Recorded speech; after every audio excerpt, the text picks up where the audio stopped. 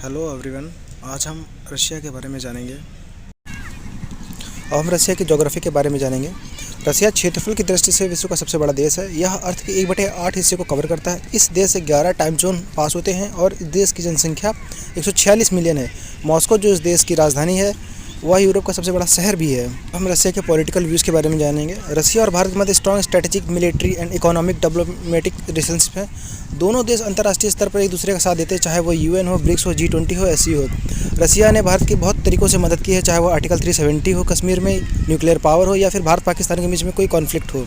Russia ने हर समय भारत का साथ दिया है। अब हम रशिया द्वारा प्रोवाइड मिलिट्री सपोर्ट्स के बारे में जानेंगे। भारतीय वायुसेना रशिया द्वारा निर्मित Mi-17, Mi-35 and Mi-26 aircraft को प्रयोग में लाती है। इसके अलावा रशिया द्वारा निर्मित fighter aircraft Su-30, MiG-21, MiG-29, MiG-27 को भारतीय वायुसेना ने प्रयोग में लाया है। रशिया ने मेक इन इंडिया स्कीम के वेरियस प्रोजेक्ट में भारत का साथ दिया है, जैसे INS विक्रमादित्य, अचल technical support aircraft and various cruise and ballistic missiles. अब हम रशिया और यूक्रेन के मध्य कई अहम मुद्दों के बारे में जानेंगे।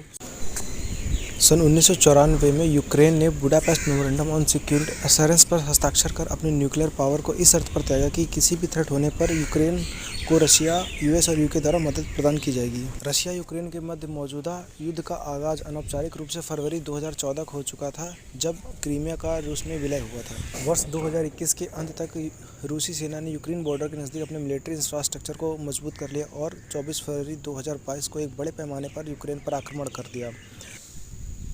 द्वितीय विश्व युद्ध के बाद यूरोपीय ज़मीन पर होने वाला यह अभी तक का सबसे बड़ा मिलिट्री अटैक है। Thanks for watching. Please like, share and comment.